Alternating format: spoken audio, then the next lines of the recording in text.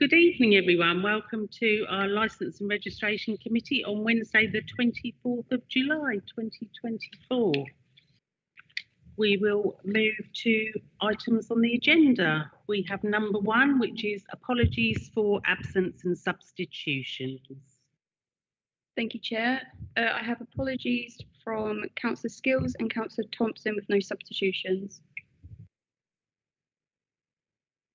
Lovely, thank you. We'll just move on to item 2, which is minutes of the last meeting on pages 7 to 10. We need to confirm and sign these as a correct record. Do we have any proposers? Councillor Smith and Councillor Davidson. Thank you, members. We'll move to item 3 on the agenda, which is declarations of interest. Councillors are invited to declare and disclose pecuniary interests, other registrable interests, interest of a non-registrable interest, and the nature of it in relation to any item on the agenda. Do we have any?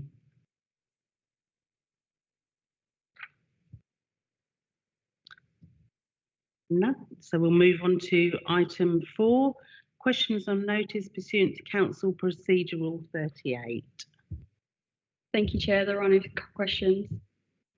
Thank you. We'll move on to item 5, which is the miscellaneous licensing subcommittee, which you'll find on pages 11 and 12.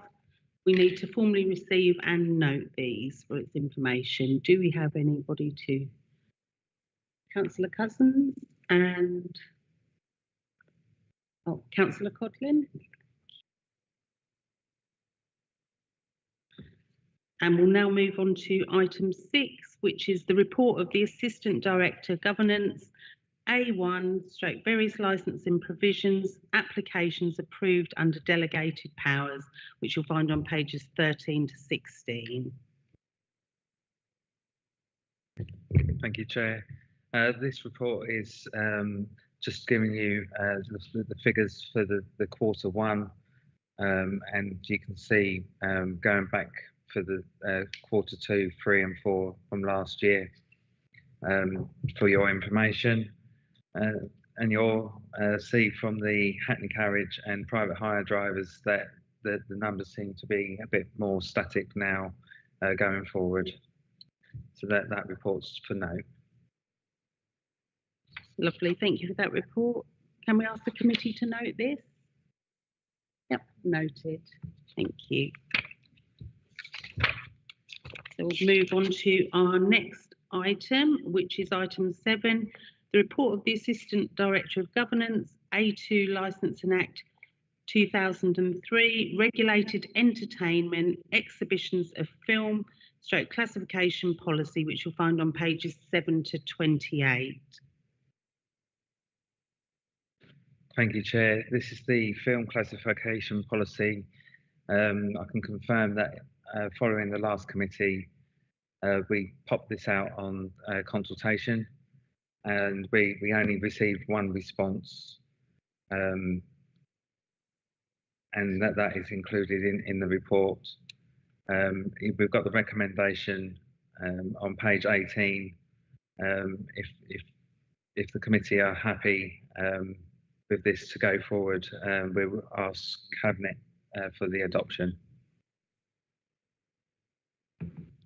Do members have any questions?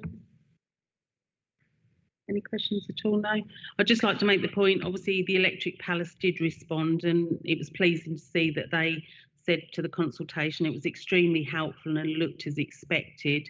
Those members that have been on the committee know, I think we have had films that we've had to classify for them, so it's nice that they're happy with what we're looking to put forward to Cabinet. So if there's no other questions, we'll move to the recommendations.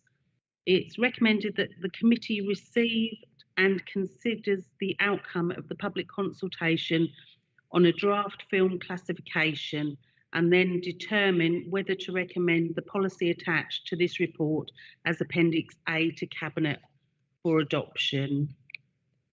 Are we happy to move with that? Do we have a proposer? Councillor Smith, Councillor Davidson seconds that. Everybody happy? Yep. Lovely. So we will now move on to our next item, which is item 8, the report of the Assistant Director of Governance, A3, Licensing Enforcement and Inspection Policy 2024 to 2028, which you'll find on pages 29 to 44.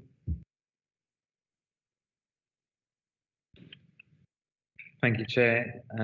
This report is to seek the committee's approval on the revised draft licensing enforcement and inspection policy to be circulated to the key stakeholders for consultation purposes, where we'll get any consultation comments to be sent back to you and considered at the next committee meeting.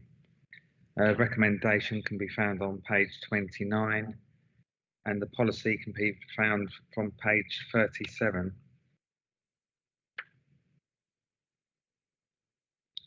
Do members have any questions at all on this one?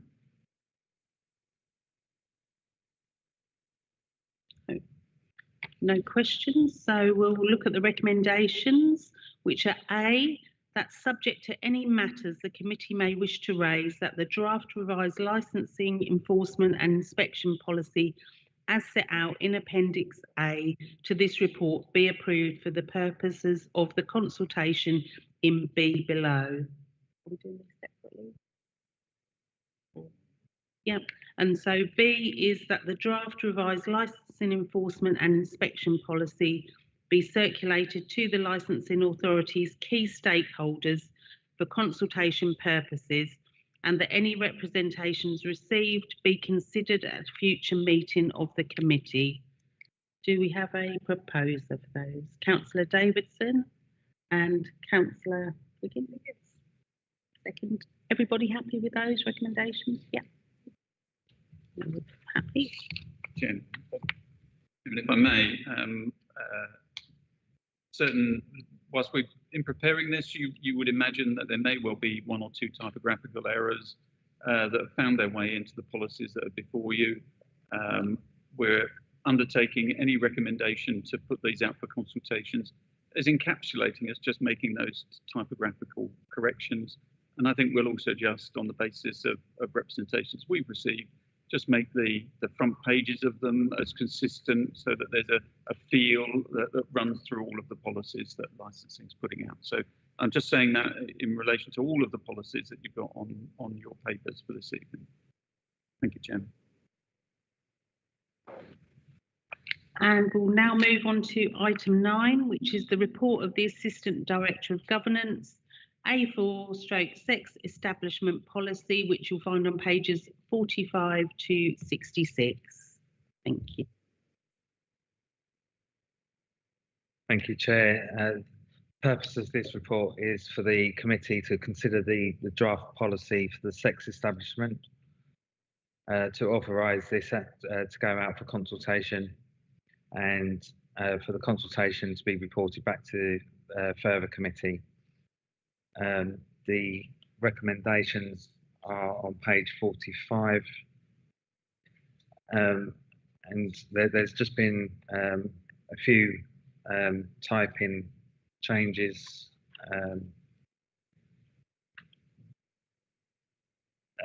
but we've referenced those, and we can get those changed before we go out for the consultation.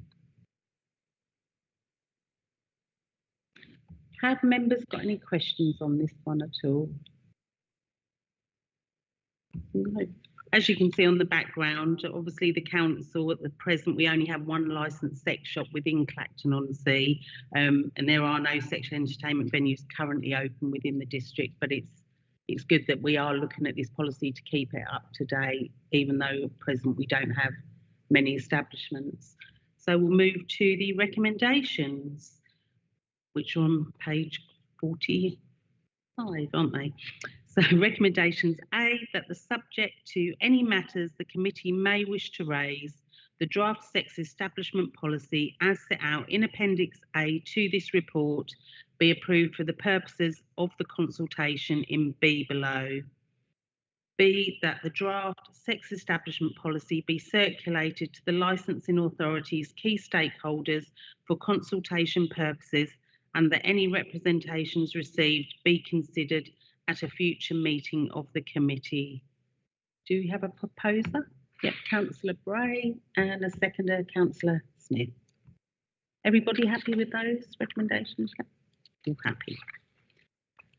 Right, we'll now move on to item 10, which is the report of the Assistant Director of Governance, A5 / the Gambling Act 2005 policy, which you'll find on pages 67 to 104. Thank you, Chair.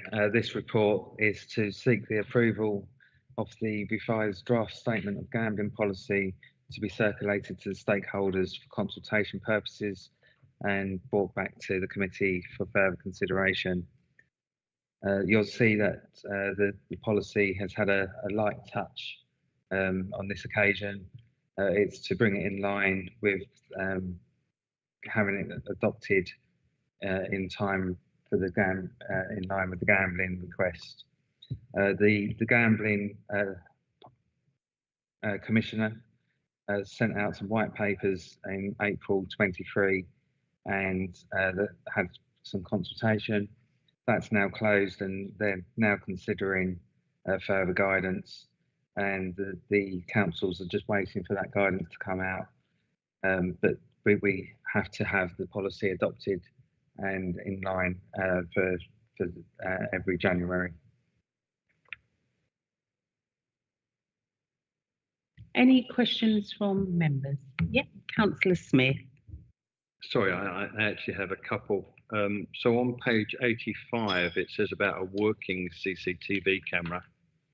On the previous policy that we did before, on page 64, it says a high quality CCTV. I just wondered if there was a reason why this just has to have a working one, and we've stipulated previously that someone else has to have a high quality.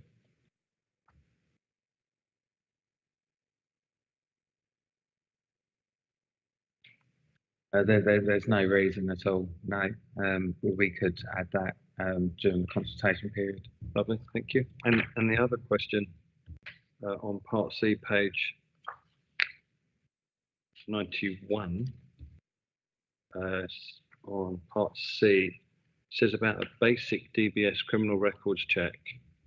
And then further down, it says training covering how staff would deal with unsupervised very young children being on the premises. My understanding of a basic DBS means that you wouldn't have an entitlement to the children's barred list. So you wouldn't be able to ask if they're on the children's barred list or the adults barred list. So without an enhanced, is that something that is deliberate, or could it be changed, or is it unnecessary? Whilst we would all probably want a full enhanced disclosure for people that are in any way supervising children to be undertaken, it's only certain posts, certain jobs that can be subject to that. This wouldn't be one of those, and therefore there's no ability for us to insist on an enhanced disclosure. The basic one is, as you say, simply any unspent convictions that you've got, but at least it means that some form of criminality check has been undertaken. Just it flagged for me that we're doing a safeguarding training, and it seems kind of counterproductive. I'm not going to disagree with you that in my head, again, safeguarding would mean that there probably are a number of roles out there where you would like to see that enhanced disclosure ability extended to. We unfortunately aren't the legislators for that, and therefore, but I do pick up on where you're coming from, and then, you know, it would be where I would be going. Yeah, I think it would be remiss of me if I hadn't said it. And we will record that you've picked up on your safeguarding training as well in your record. Sorry, thank you. Any further questions from anyone?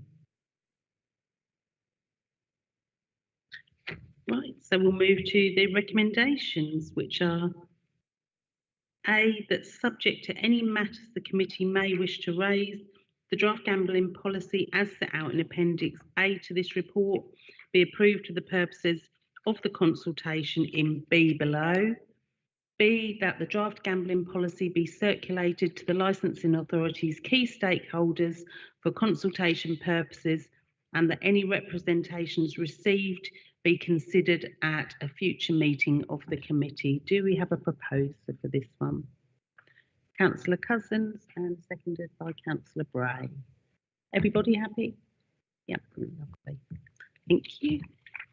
We'll now move on to item 11, which is the report of the Assistant Director of Governance, A6, Pavement Licensing Policy, which you'll find on pages 105 to 120. Thank you, Chair. This report is to explain the changes of the temporary pavement licences regime, which was based under the Business and Planning Act 2020, which came into effect during the COVID period, which has now been made permanent under the Levelling Up and Regeneration Act 2023. So we're seeking the committee's approval on the draft pavement licensing policy to be circulated to the stakeholders for consultation purposes and brought back to the next committee for consideration. Thank you. Any questions on this one? Councillor Smith. Sorry, I was just looking at page 117, so I'm not sure whether that's necessary to ask that now. It's just that the fee has gone up from 150 to 350 for people that have been using the licensing on the pavement before. I just wondered what that would be used for, and are we using that hopefully for enforcement purposes? The fee cap has is there to inform, and that's what this letter from the Ministry of Housing, Communities and Local Government now, as it's called, is telling us. So it's up to us now to set the fees. We will set the fees to recover our costs. From recollection, I think that the £100 maximum that previously was there was not sufficient to cover the full costs of the administration. So it is likely to see an increase. Whether it reaches the cap level is a different matter, but it will be cost recovery. In due course, the council will need to consider, the resource it allocates to all licenses, not right now, but certainly annually, we'll look at that and determine those fees, and that will influence the resource allocation to that area, as well as that resource allocation influencing the licensing fees. There's a roundabout way of answering your question. I don't know whether it did, but it did. It answered. That's perfect. Thank you. Any other questions on this one? No. Right, Councillor Casey.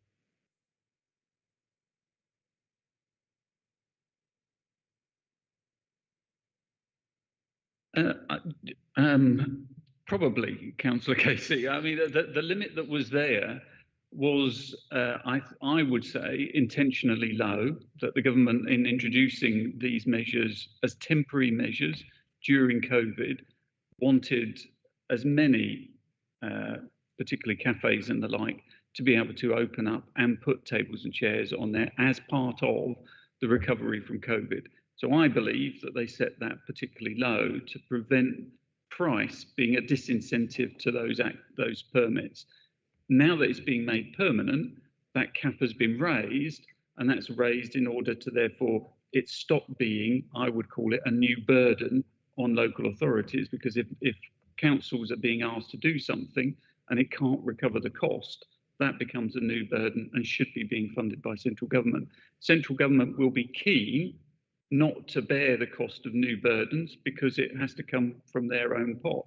So therefore allowing us to gravitate up to full cost recovery is, I think, what government has set its sights on by uplifting that amount. So I think it was just very low to begin with, Dan. So I think that's where we start from. It's now, I would say, probably moving it into an arena that we should be able to recover our full costs.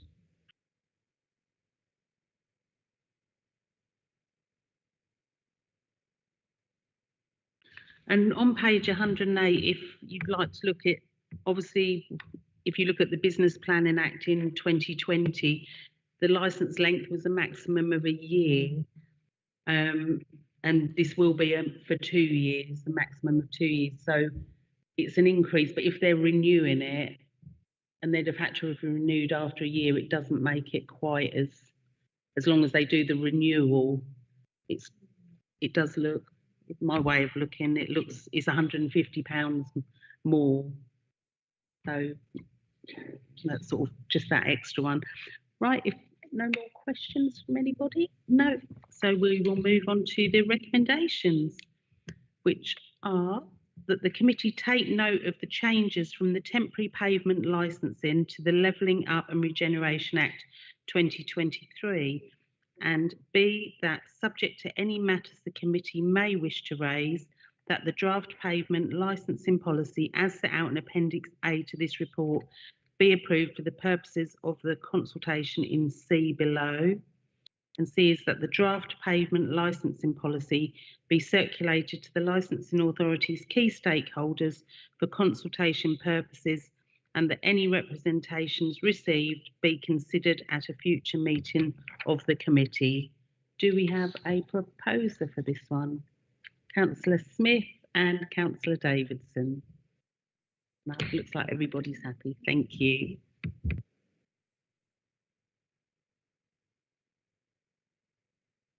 Item 12, which is the date of the next meeting of the committee. We are looking at Wednesday, the 2nd of October. I hope that fits in with everybody, and nice to see you all here. And item 13 now, which is the exclusion of press and public. The committee is asked to consider passing the following resolution: that under section 100A in brackets 4 of the Local Government Act 1972, the press and public be excluded from the meeting during the consideration of agenda item 14 on the grounds that it involves the likely disclosure of exempt information as defined in paragraph 1 of part 1 of schedule 12A as amended of the Act. Just for the public record, it's probably worth saying that the only reason you are excluding the press and the public is because you are under an obligation to receive the minutes of a meeting of the Miscellaneous Licensing Subcommittee that mentions personal details of a licensee and an applicant. So it's on that basis that you're excluding the press and public, and for no other reason.